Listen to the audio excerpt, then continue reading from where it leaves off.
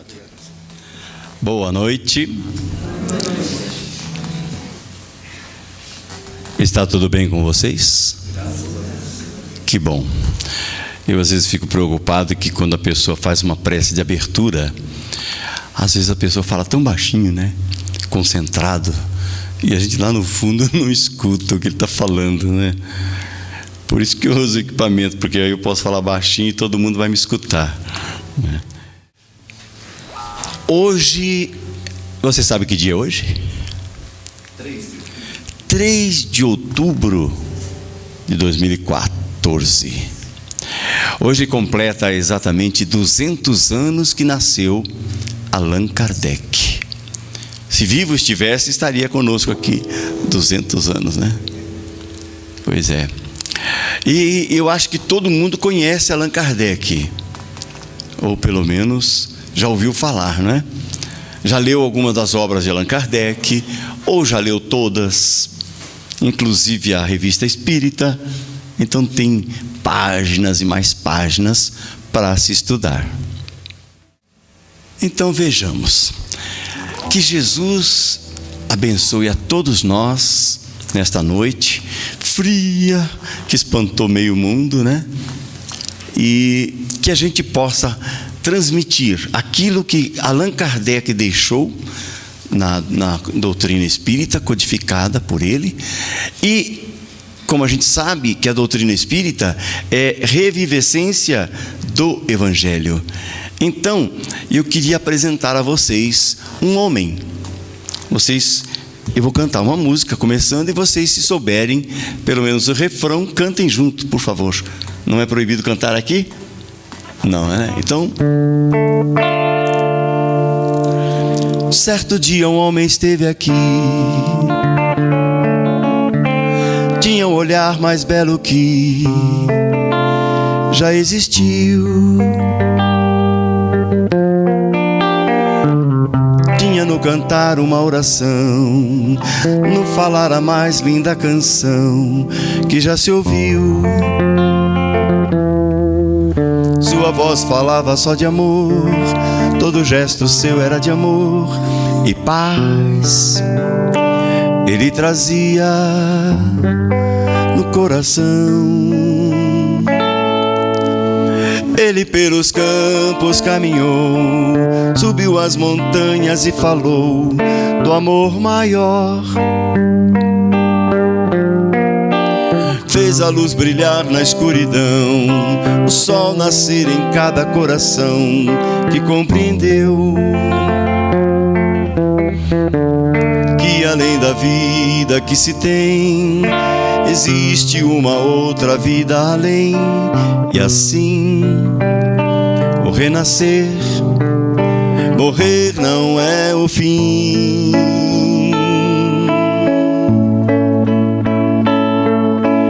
Tudo que aqui ele deixou não passou e vai sempre existir. Flores nos lugares que pisou, teu caminho certo para seguir. Já ouviram falar, é claro, deste homem.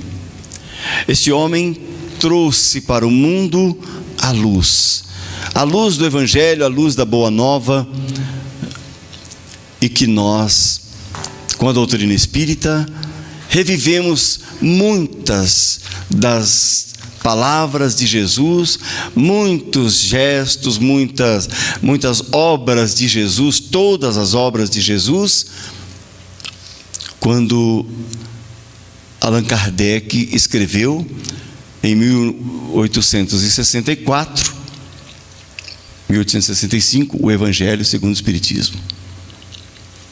Trazendo no Evangelho segundo o Espiritismo o Sermão da Montanha, praticamente, exatamente detalhado. Bem-aventurados os aflitos, porque serão consolados.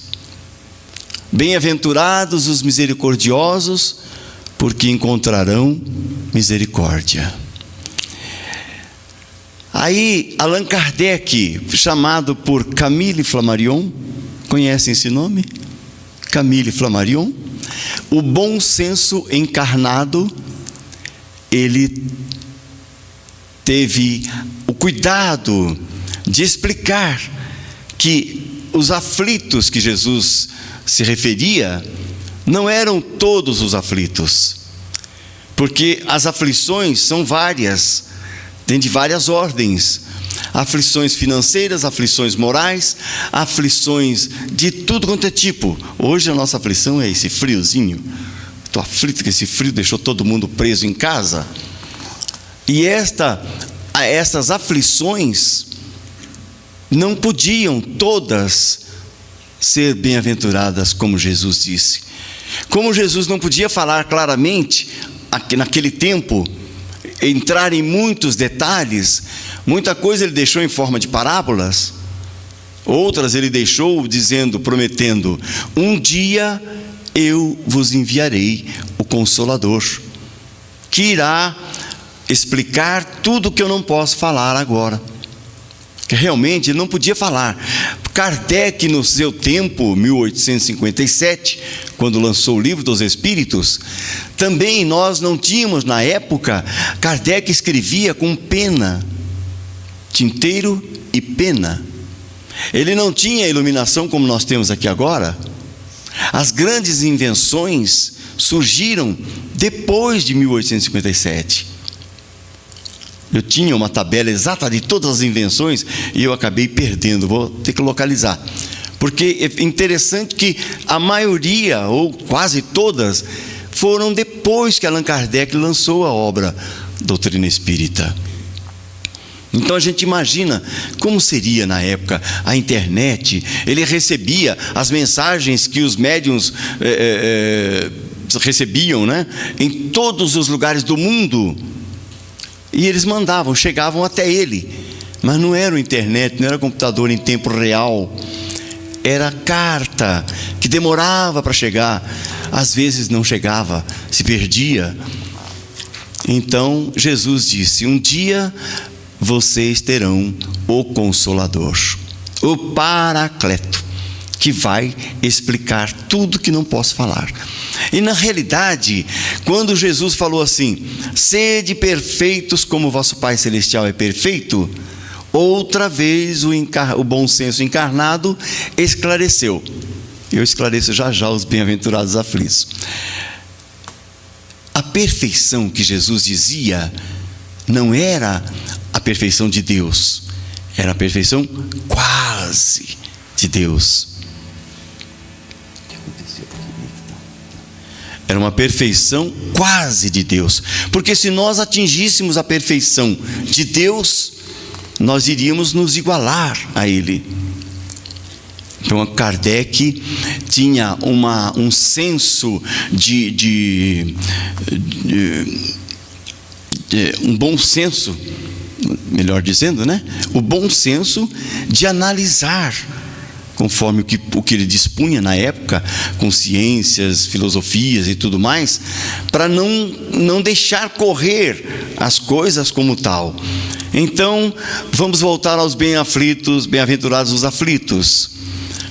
Eu vou às casas, etc., as casas tal e a outra, e compro tudo, cartão de crédito facilita. Nossa, meu limite agora está 5.000. Nossa, daqui a pouco eles vão me promover para 10.000. Então, eu não ganho nem nisso. E eu vou comprando. Ah, mas pagar 100 por mês, pagar 50, pagar 30. Eu vou comprando.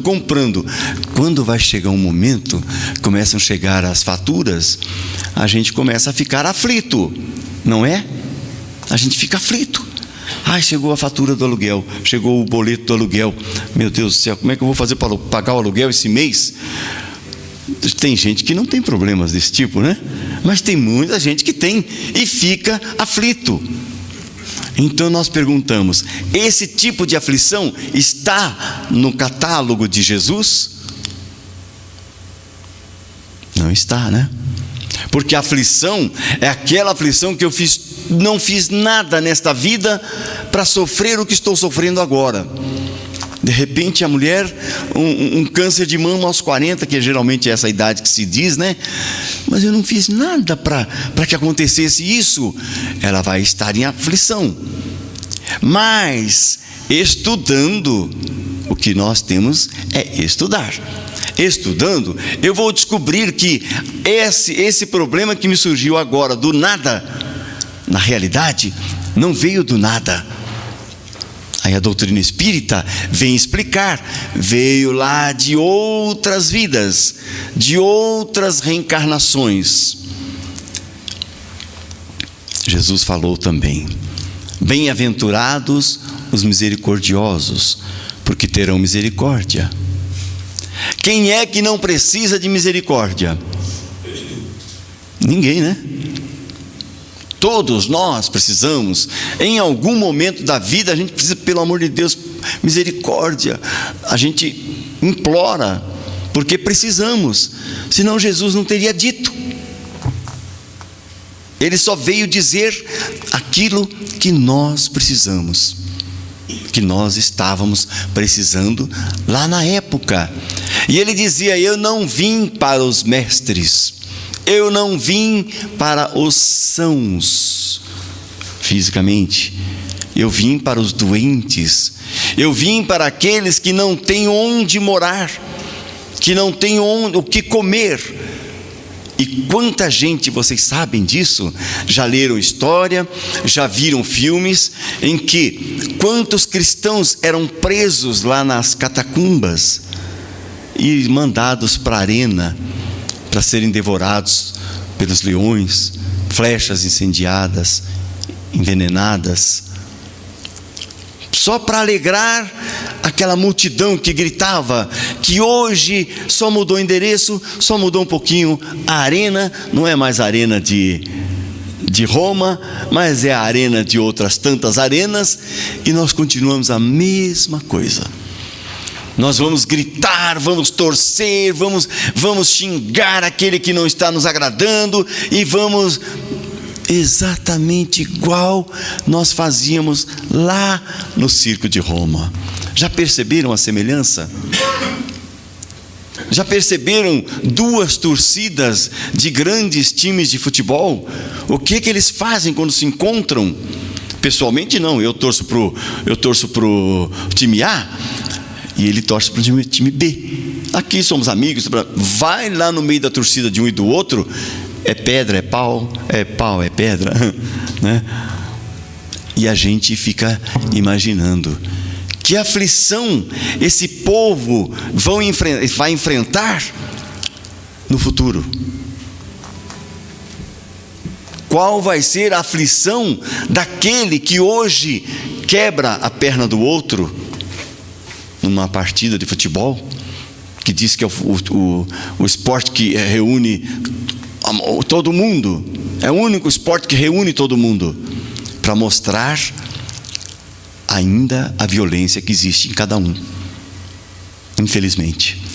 Mas Jesus também falava: bem-aventurados os mansos e pacíficos. Mansos hoje em dia tem uma conotação não muito agradável. Mas pacífico, manso, eu sou calmo, eu sou tranquilo, não sou? Pois é. Então, bem-aventurados os mansos e pacíficos, porque herdarão a terra. Jesus dizia: ame ao teu próximo como a ti mesmo. Ame a Deus sobre todas as coisas e ao próximo como a ti mesmo. O dia vai voltar e nos mesmos campos procurar o que plantou e colher o que de bom nasceu, chorar pela semente que morreu sem florescer. Mas ainda há tempo de plantar, fazer dentro de si a flor do bem crescer, para lhe entregar quando ele aqui chegar. Tudo que aqui ele deixou não passou e vai sempre existir. flores nos lugares que pisou, deu caminho certo para seguir. Eu não acredito que Jesus vai voltar. Você acredita? Ele está. Quem é que volta? Geralmente quem volta é quem vai, né? Vai e volta. E Jesus nunca foi. Ficou conosco desde quando apareceu, desde quando a terra saiu daquela fagulha do sol, transformou-se naquela bola de fogo girando pelo universo. Ele já estava conosco, com os seus engenheiros siderais, químicos, físicos, bioquímicos, biólogos, experimentando, fazendo experimentos com aquela bola de fogo, água, agora um pouquinho disso, um pouquinho de sal, quem sabe um pouquinho disso, mais aquilo, até que aquela bola virou essa terra maravilhosa que nós conhecemos, que nós vivemos. Então ele, Jesus, já estava conosco desde a formação da terra, governador espiritual da terra. Aí eu pergunto, como é que estamos nós na nossa vida? Alguém aqui sofre alguma coisa? Mamãe acha que sofre. Alguém de vocês, vou perguntar diferente, algum de vocês não sofre nada? Absolutamente nada? Nem a falta de dinheiro, nem a falta de carinho, nem a falta de companhia, nem a falta de uma perna, nem a falta da vista, né, mamãe? Nem a falta disso ou daquilo. Ninguém sofre. Se tiver alguém, me dê a fórmula que eu vou procurar, que eu preciso aprender, que eu saiba. Todo mundo sofre. O rico, o pobre, o que não tem o organismo completo, o corpo completo, aquele que tem até demais, aquele que tem cabelo muito exuberante, aquele que não tem também. Quem tem demais é difícil, tem que pentear, tem que cuidar todo o tempo, né? Já viste as mulheres, né? Nós não temos problema, tá vendo? É fácil. Mas quem é que não sofre? Se nós sofremos, existe um motivo, existe uma causa. Então as bem-aventuranças que fala dos aflitos, falava assim: as aflições podem estar nesta vida presente ou em outras vidas. Quando é que nós entendemos que o sofrimento que nós sofremos agora, o que nós estamos passando agora, como eu diria, uma criança de 2 anos nasceu com um problema no cérebro, nasceu com um problema na perna, sofre, claro que sofre. Quem já leu Renúncia de Emmanuel vai se lembrar do Rob, o irmãozinho da Alcione. Vamos nos lembrar.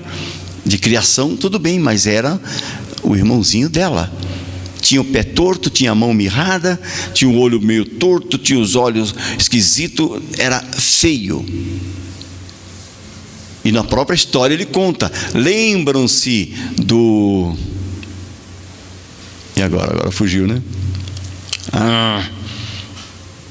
É um personagem que conviveu ali com a Alcione e com a Madalena Villamil, que era mãe de Alcione. Ele conviveu, fez tudo que podia de errado, morreu, todos nós vamos morrer, e reencarnou filho de uma negra da fazenda vizinha ou da residência vizinha de Madalena Villamil, e o patrão não queria saber. Na época eles rejeitavam qualquer filho inútil que não poderia trabalhar no futuro. Nasceu aleijado, dá um jeito, senão nós vamos mandar matar. Era bem assim, bem curto e grosso. Então ela conversou com Madalena, a mãe, Dolores, né? Dolores. E ela falou: não, dá aqui, pode trazer ele para cá, que nós cuidamos do seu filho. E cuidaram realmente. mas ele teve na pele, num prazo muito pequeno de reencarnação, que normalmente demora mais tempo, toda a necessidade do corpo físico para a sua reabilitação. Soube aproveitar, reclamava muito, mas soube aproveitar. O Senhor ensinou a tocar violino, e ele tocava violino com dificuldade, porque ele tinha a mão mirrada e tinha dificuldade de andar. Os meninos da escola o torturavam, e ele: mas eu não aguento. Falando: não, você é assim? Não. Então, por que você fica dando bola para comentários? Então, as aflições têm raízes, às vezes, muito mais profundas. O Senhor está vivo. Mamãe vai fazer, semana que vem, né, mamãe? 90 anos. Faz 10 que perdeu a visão, as duas. De repente, apagou. Eu que a conheço há algum tempo, né? Há 66 anos, eu sei que ela é conformada, totalmente conformada com o problema dela. Nunca eu a vi reclamando. De vez em quando ela fala: eu gostaria de voltar a enxergar, mas não com o tom de reclamação. Então, é esse tipo de aflição. Eu sou suspeito para falar, né, mamãe? Mas esse tipo de aflição é a bem-aventurado de Cristo. Primeiro, porque está sofrendo? Claro que está sofrendo.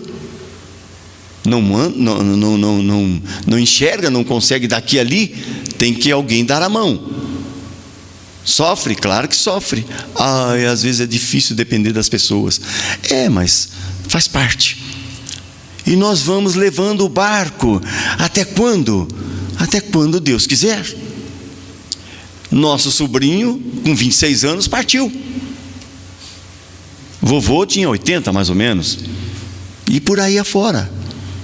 Então, as nossas aflições têm, às vezes, raiz aqui mesmo. Eu falei: fui comprar na loja, agora não dá para pagar. O que eu faço? Escondo, fujo, não tem jeito. Hoje, com o Facebook, quem não acha quem? Todo mundo acha todo mundo. Até quem a gente não quer, a gente acha e somos achados, né? Então, aquela aflição tem que ser vencida. Não ficar implorando. Eu tenho um site lá do Facebook, vocês já viram, chama Eu Sou Espírita. Se alguém curte por aí, vai ler. E eu tenho observado há pouco tempo, questão de um mês ou dois, só pechinchões, só pedintes. Por favor, rezem para o meu amigo que desencarnou. Olha, por favor, rezem para fulano que sofreu um acidente, está com a vida difícil. Gente, isso não é espiritismo. A doutrina espírita não veio para resolver problemas de ninguém. Sabiam disso? Ela veio ensinar, veio fazer a gente voltar e aprender de novo o Evangelho, porque nós esquecemos. Veio ensinar. Nunca a doutrina espírita proibiu nada a ninguém. Nunca. É proibido isso? Não é proibido. É proibido assistir televisão? Não é proibido. Tem gente que tem 5 televisores dentro de casa, tem 4 no banheiro, só falta no banheiro, né? Mas em todo lugar tem televisão. Não é proibido. É proibido falar das pessoas, isso sim, mas não que a doutrina proíbe. Ela só diz: olha, o que você fizer de bom, você tem um livre-arbítrio. O que você fizer de bom, você leva todas as vantagens, todas as glórias, todos os troféus. Mas o que fizer de errado, a responsabilidade também é só sua. Não é da minha mamãe, não é minha responsabilidade porque ela está assim. Posso ter participação em outras vidas. Nós poderíamos, porque hoje vivemos aí algum tempo juntos, né? Parecendo Chitãozinho, Chororó, carne e unha, né? Então, a gente pode ter, claro, pode não. Tivemos compromissos do passado, por isso que nós estamos assim juntos. A Elma também. Nada vem de graça para a gente, e nada aparece, ninguém aparece na vida da gente assim, do nada. Deus sabe das coisas. A pergunta número 1 do Livro dos Espíritos diz assim: o que é Deus? E os Espíritos responderam: Deus é a inteligência suprema do universo, a causa primária de todas as coisas. Você crê nisso? Você acredita nisso? Nós não somos expositores de meus senhores, minhas senhoras. Nós falamos, conversamos, às vezes perguntamos, gostaríamos de ter a resposta, ou pelo menos um balançar de cabeça, né? Você crê em Deus? Já fiz essa pergunta aqui uma vez, né? Crês em Deus? Acredita que Deus é o responsável pelo universo inteiro, que só existe um Deus? Moisés já veio lá, quanto tempo atrás? Quase 4.000 anos, mais de 4.000 anos, para falar que só existe um Deus. E nós ainda não aprendemos, que ainda tem gente adorando deuses e mais deuses. É complicado, a gente não aprende. Eu tenho uma dor aqui, meus rins doeram. Uma vez a pessoa falou assim: ele está precisando de um fígado. Eu dou o meu para ele, pensando que tivesse 2, né? Não, você tem 2 rins, o fígado é um só. Se você doar, você fica sem, você vai morrer. Então, eu estou com uma dor nos rins, eu vou no médico. Mamãe adora médico. Eu vou no médico, ele vai dizer assim: seu José Roberto, o senhor anda tomando pouca água, não está oferecendo material para os seus rins trabalharem. Então receita, aí vem aquela receita: antibiótico, 7 dias, 3 vezes por dia. Já tomaram isso alguma vez? Já tomaram? Aí eu pego a receita, vou na farmácia. Esse é aquele médico que dá uma receita para o rim e já dá outra para o estômago, porque vai dar um efeito colateral, e depois aquele do estômago vai dar um efeito colateral em outro lugar, e ele vai dando. Então ele dá uma como é que a gente fala? Uma bacia de remédios para um combater o efeito colateral do outro, e a gente fica numa boa e cura os rins.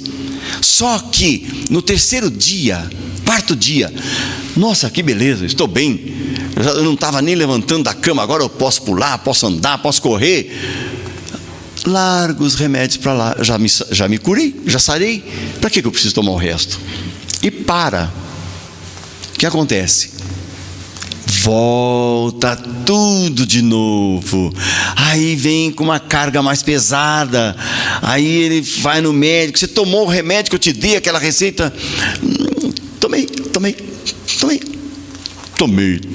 Tomou nada, né? Aí o que acontece? Ele vai repassar a receita. Poxa, se aquele antibiótico de 7 dias, 3 vezes por dia não resolveu, então vamos fazer o seguinte: 7 dias com 2 benzetacil por dia. O que vocês acham?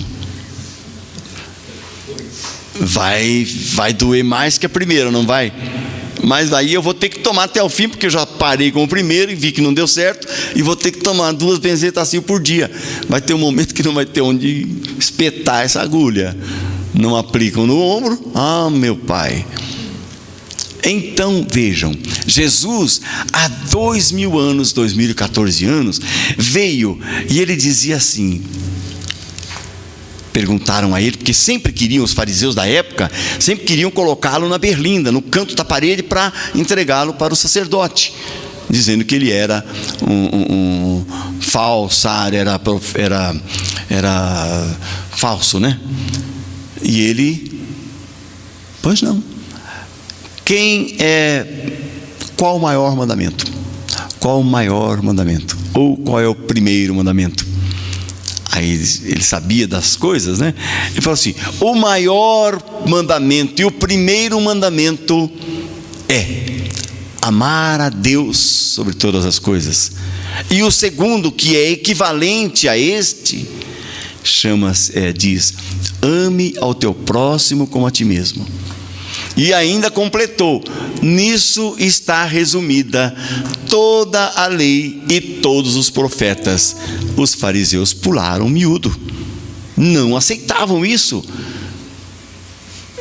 Eles eram os seguidores de Moisés.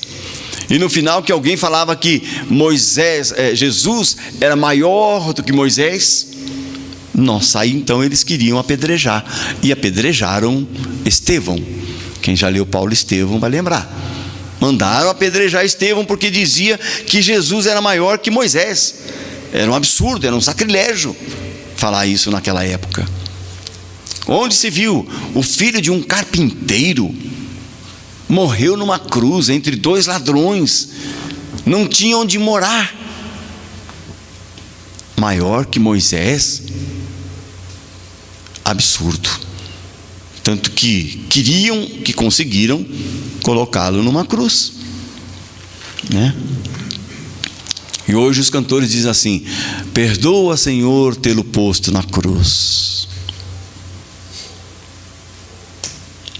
Mas aí ele deu a receita para nós: ame ao teu próximo como a ti mesmo, que todos os males do mundo vão desaparecer, todas as suas doenças, as suas aflições vão desaparecer. Aí nós pegamos aquela receita, fomos à farmácia. Alguns foram, tomaram todo o remédio, ou no terceiro, quarto dia pararam com aquela receita, aquela medicação. Nós sabemos que a doutrina espírita nos explica que a Terra é um dos planetas menores do universo. Em relação ao Sol, é quase que um grão de areia. O Sol, em relação a outras estrelas de maior grandeza, fica pequenininho. A Terra, então, nessa comparação, sumiu. E nós nos arvoramos, né, em doutores da lei, em donos da verdade. A Terra é um plano. O céu, uma abóboda, começa ali, termina lá, ou começa lá e termina cá. E nós aceitávamos. A gente aceitava essa ideia. Quando o Galileu falou assim: não, minha gente, a Terra é redonda, é a Terra que gira em torno do Sol, e não o Sol sai lá, morre ali, ninguém sabia se era um plano. Como é que o Sol voltava para o lado de lá para nascer de novo, né? Acho que tinha um monte de sóis, né? Aí nascia lá e morria cá, nascia lá e morria aqui. Aí tem até uma coisa engraçada, mas nós vamos cantar primeiro. Eu perguntei se você acreditava no Criador do universo, no dono do universo, que se chama Jeová, e outros nomes que se queira dar, mas é o poder supremo do universo. E eu digo assim, olha, vou chamar, né? Creio em ti ao ver que a chuva cai e faz a flor nascer. Creio em ti, pois sei que enquanto é noite aqui, é dia ali.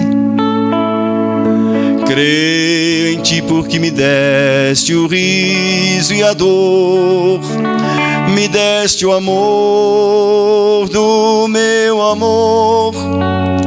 Creio em ti, creio em ti. Quem criou o sol e a terra? As estrelas e o luar? Quem criou a imensidão do azul do céu e o mar? O poema das cascatas, o cantar dos passarinhos, a magia que há nas matas, a ternura que há nos ninhos. Se a paz sobre nós seu véu descer, eu creio em ti. Se a tempestade a terra abalar, eu creio em ti. Cada Cada vez que neste mundo eu escutar alguém cantar, alguém chorar, direi então: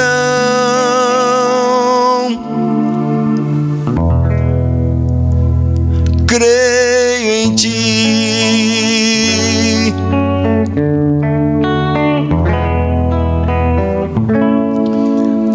E aí a pergunta continua: você continua crendo em Deus? Você já viu o amanhecer na minha roça? Os passarinhos cantando no arvoredo? Já viram o passarinho descer no seu quintal, pegar um cisco de pão que você deixa lá? Já viram isso em casa? É lindo. Vocês já viram o rio que transporta progresso, que nasce lá um filetezinho e que vai desembocar no mar? Um aguaceiro danado. Agora nem tanto, né? Nós estamos com um pouco de falta d'água. Mas eu creio em Deus, porque eu sei que isto é uma situação, não é uma coisa criada por nós, que muita gente diz, que nós criamos, nós maltratamos a terra, fazemos algumas coisas erradas, sim. Mas a justiça divina, a lei de Deus é muito grande para um planeta como a Terra, não tão grande, mas ficar na dependência da minha atitude. Eu vou maltratar o planeta, sim, se eu não tomar cuidado. Mas existe uma lei, que é lei divina, que é lei do criou, vive, vai até morrer, como o nosso corpo. A terra foi criada num determinado ponto e ela vai sofrendo o desgaste natural, e um dia realmente a terra vai desaparecer. Mas não como se diz, 2012, né, que a terra ia acabar tudo. Não é assim. Há um desgaste natural. Como é que uma pessoa idosa, a gente vai percebendo que a pessoa idosa vai chegando o momento, puxa vida, não tem ninguém com mais de 120 anos aqui, tem? 130, 150? A gente vai percebendo porque o organismo vai se debilitando, vai se desgastando. A minha vista, se eu não puser um óculos, não enxergo aqui na frente. O Sebastião Miguel de Lima diz que não enxerga um palmo da frente dele. Quer dizer, nós vamos tendo um desgaste, a terra também. Agora, nós que estamos vivendo na terra, se nós formos aviar aquela receita de Jesus: ame ao teu próximo como a ti mesmo, a Deus sobre todas as coisas, nós vamos viver bem, porque quem ama o próximo não mata, não rouba, e todas as coisas erradas do mundo, porque eu amo o meu próximo como a mim mesmo. Eu não gostaria que o meu próximo fizesse para mim o que eu tenho feito para ele. Eu acho que eu ia achar ruim se ele fizesse para mim. Então, ame ao teu próximo como gostaria que o teu próximo te amasse. Ou seja, ame ao teu próximo como a ti mesmo. A Elma vai mostrar para a gente como é que a gente... O que ela fala? Vai lá.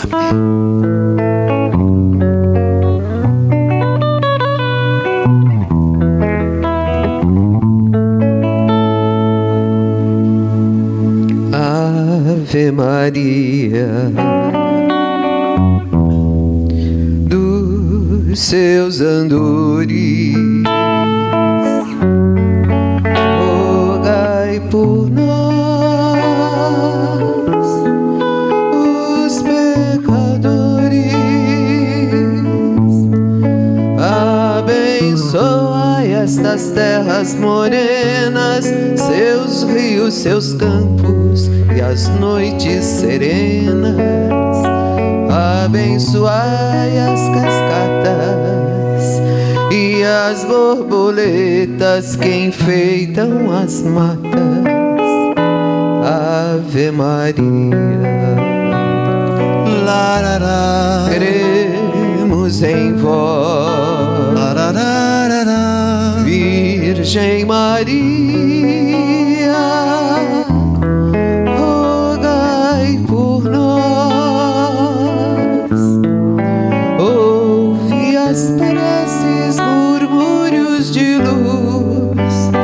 aos céus ascendem e o vento conduz a vós, Virgem Maria, rogai por nós.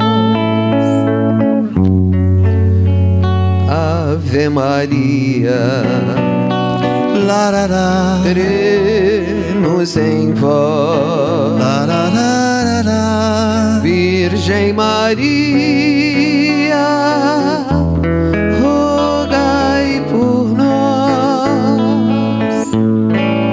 Ouve as preces, murmúrios de luz, que aos céus ascendem e o vento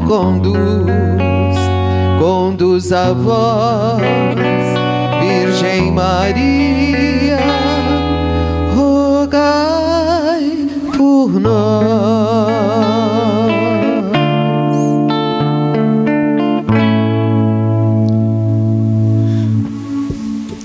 rogai por nós.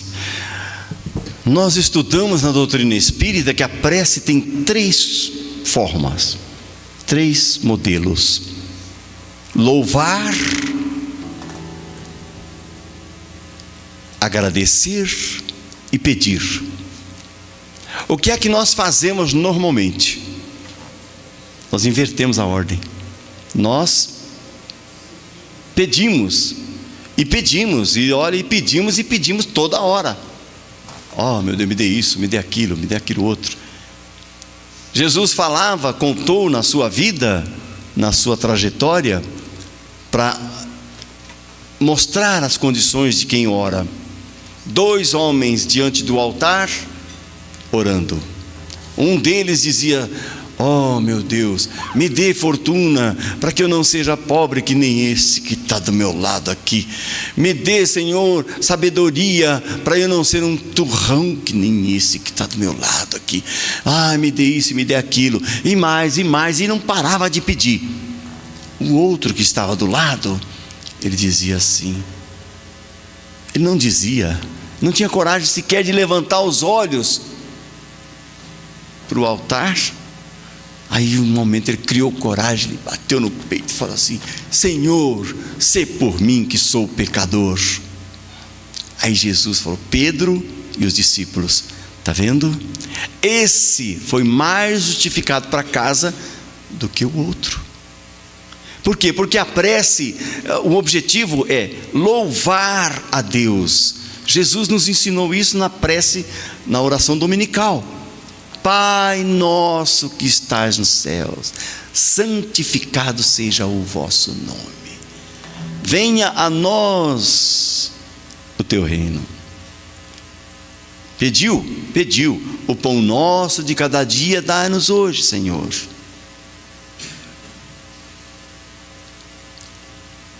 Agradeceu?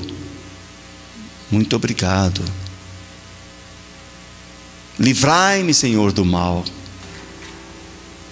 Assim seja. Então, quando nós ouvimos a prece de Jesus, nós lembramos da receita que Ele nos deu. E eu fui ao médico? Eu acho que não, porque eu conheço a história, um pouco da história de Dr. Bezerra de Menezes. Quem já ouviu falar? Dr. Adolfo Bezerra de Menezes, considerado Kardec brasileiro, o médico dos pobres. Foi político, foi religioso, foi ele que casou, 2 vezes. Casou-se 2 vezes. Na primeira vez casou com uma moça, viveu um tempo, aí depois, não sei, dizem aí por aí que para economizar sogra, ele casou com a irmã da mulher, Então, ele tanto fez para a humanidade, para o povo que estava próximo dele. Ele era médico, dava receita. Aí a pessoa olhava e falava assim: doutor, eu não tenho dinheiro para comprar remédio. Aí ele já pegava logo, enfiava a mão no bolso, achava alguns trocados, toma, vai lá e compra um remédio. E o dia inteiro, a semana inteira, o mês inteiro, a vida inteira. Um dia fez uma receita, a mulher falou: doutor, meu marido está no hospital, Meus filhos estão passando fome.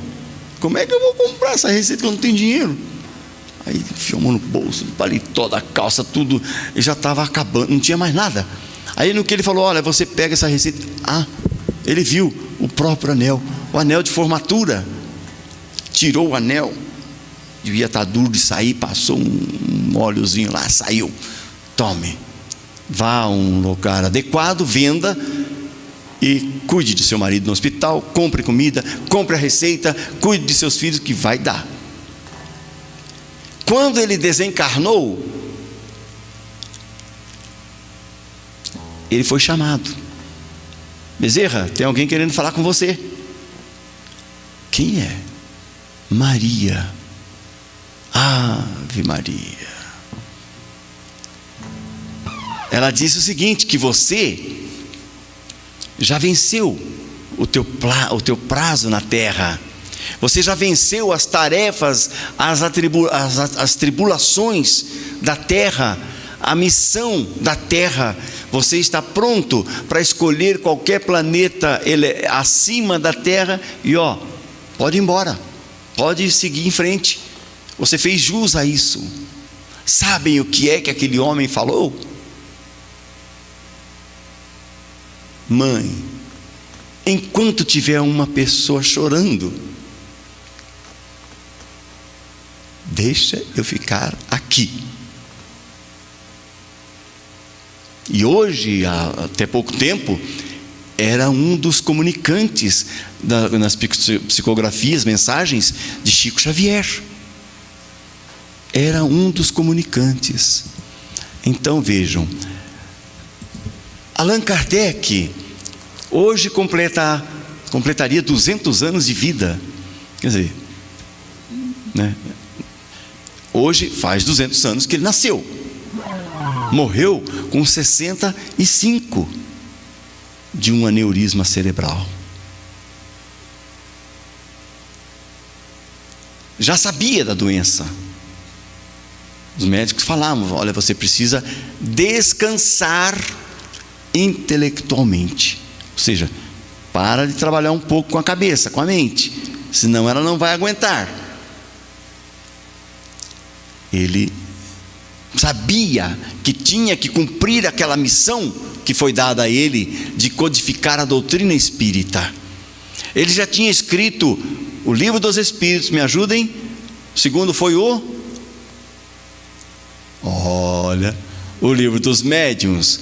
O terceiro foi o Evangelho segundo o Espiritismo. O quarto foi o Céu e o Inferno. E o quinto livro, a Gênese.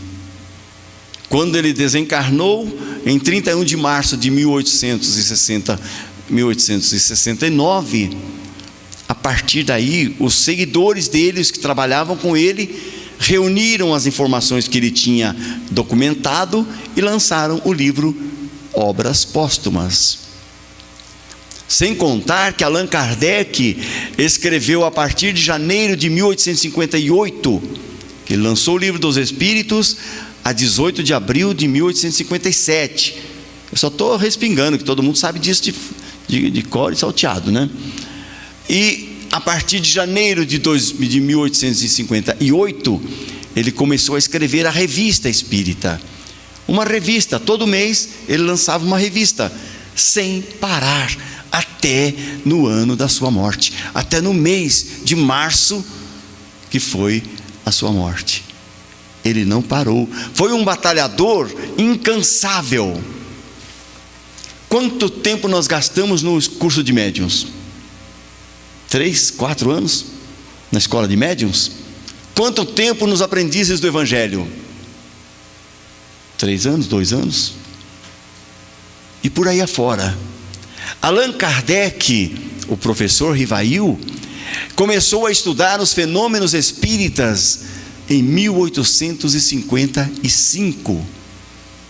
2 anos de estudo, de pesquisas, ele lançou o Livro dos Espíritos. 2 anos, a base da doutrina espírita. Nós não estudamos a obra de Allan Kardec em 10 anos.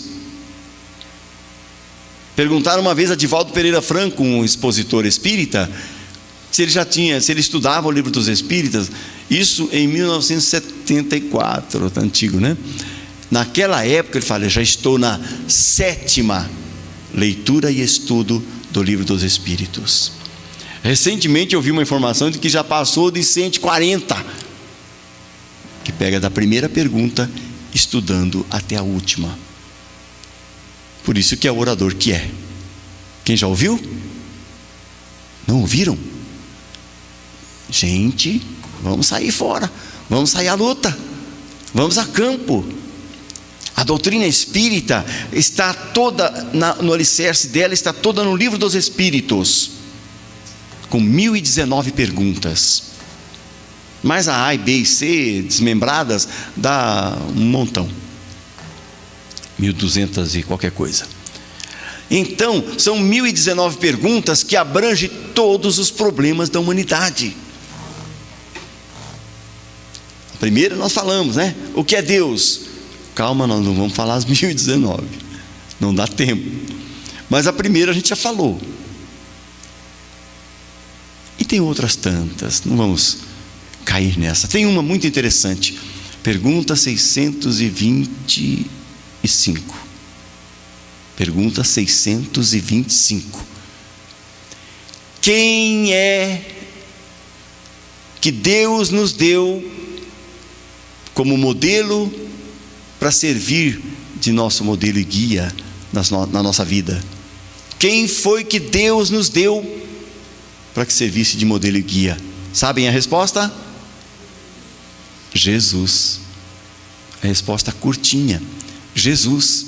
Então a gente diz: creia em Deus, creia, tenha fé em Jesus, no que Ele ensinou, porque as teorias do mundo, as filosofias do nosso mundo não nos resolvem os problemas morais. A doutrina espírita, que revive o Evangelho, que fala das bem-aventuranças, fala das curas que Jesus fazia, do que Ele ressaltava em termos de fé nas pessoas. Você tem fé? Você acredita que eu posso te curar? Acredito. Você quer ser curado? Quero. Então levanta e anda. Ele simplesmente falava isso. E a pessoa ficava: levanta e anda. Até que horas? Já passou. Tranquilo, ele falou até meia-noite, viu, gente? Não, com esse friozinho até que tá bom ficar aqui dentro, não é não? Enfrentar o frio lá fora. A gente vai acabar, joga lá, já. Então vejam, o que a gente queria, eu preparei em casa, em termos de preparar, nunca consigo preparar uma palestra inteira. Eu vou estudando e depois na hora, hoje eu não comecei por onde eu nem imaginava. Mas veja, Allan Kardec nasceu em 3 de outubro de 1804, na cidade de Lyon, na França. Aos 12 anos foi para a escola estudar com o mestre Pestalozzi. Ficou 8 anos. A escola fechou, depois ele veio embora, voltou para a França. Tornou-se um pedagogo de primeira ordem.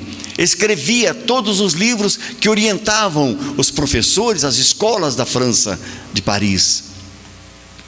Era o professor Rivail, Hippolyte Léon Denisard Rivail. Olha o que é interessante. Ele sabia do sucesso que tinha, ou vamos dizer, da capacidade em escrever sobre a pedagogia. E quando começou a estudar os fenômenos espíritas, o que fez? Na hora de botar o livro no prelo, na hora de colocá-lo na imprensa ou na prensa, ele não usou o nome professor Rivail, para que o povo não aceitasse, pois é, mais um livro do professor, deve ser bom, né? Então vamos ler. Não, ele trocou o nome, ele usou um nome que ele usou numa reencarnação anterior dele, na própria França, no tempo dos druidas. Ele se chamava, era um sacerdote, chamava-se Allan Kardec. Então ele usou o pseudônimo de Allan Kardec no Livro dos Espíritos, na obra espírita. Então quem comprava o livro, quem é o autor? Allan Kardec. Que nome lindo, não? Não é lindo? Alguém fala assim: e que linha de religião você é? Você é espírita? Sou. Mas de que linha? De que linha? Eu não sei se espiritismo tem linha, né? Eu acho que eu sou da Allan. Da Allan Kardec, né? Eu sou da Allan Kardec. Então Allan Kardec, quem não lembra, ele reunia todas as informações que eu falei que não chegava via internet, vinha pelo correio do mundo inteiro, dizendo sobre a paz, dizendo sobre o duelo, dizendo sobre o amor, falando sobre a raiva, falando sobre isso, sobre aquilo, sobre... Ele reunia, por isso que ele chama codificador. Ele codificou tudo aquilo, colocava em cima da mesa, numa forma de a gente falar, colocava assim, ia organizando. Bom, esse aqui fala do amor, esse aqui também, então põe lá. Esse aqui fala da... põe ali. Organizou, codificou todas as mensagens, deixou de escrever muitas mensagens, não colocou o nome de muita gente, porque teria que colocar milhões de nomes. Só os muitos interessantes, muito famosos, Santo Agostinho, Erasto, ele colocava, porque as mensagens vinham de médiuns totalmente desconhecidos para ele, e esses médiuns provavelmente não conheciam Allan Kardec, sabiam da existência dele, mas não conheciam. Então foi um trabalho feito pelos espíritos. Por isso chamou-se o Livro dos Espíritos. E na literatura espírita, nós temos uma figura excepcional, chamada Chico Xavier. Psicografou mais de 400 livros, mais de 400 obras, de autores mais diversos possíveis, poetas, escritores famosos. Ele psicografou mais de 400 livros. Quantos 4 livros desses nós já lemos?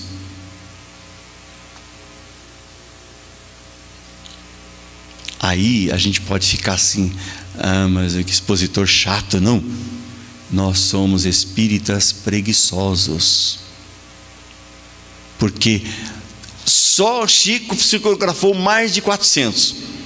Kardec escreveu 5 livros mais obras póstumas, e a Revista Espírita, que é todo um compêndio de informações espíritas.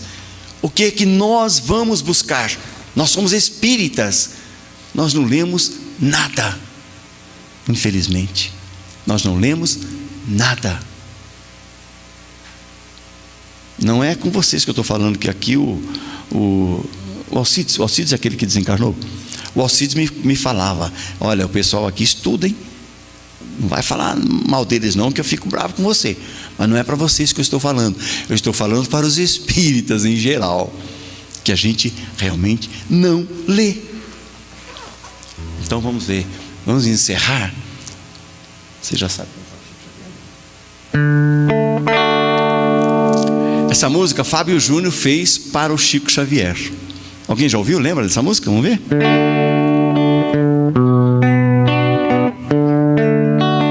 Chico Xavier, Chico Xavier, Chico Xavier, Chico Xavier, Chico Xavier é sempre ajuda. Chico Xavier, Chico Xavier. Quem tem ouvidos para ouvir, escuta. Francisco é como um rio desde a nascente. Ele colhe como quem planta semente. Suas margens são prenúncio pro futuro. Eu não tenho que jurar, mas se tiver eu juro.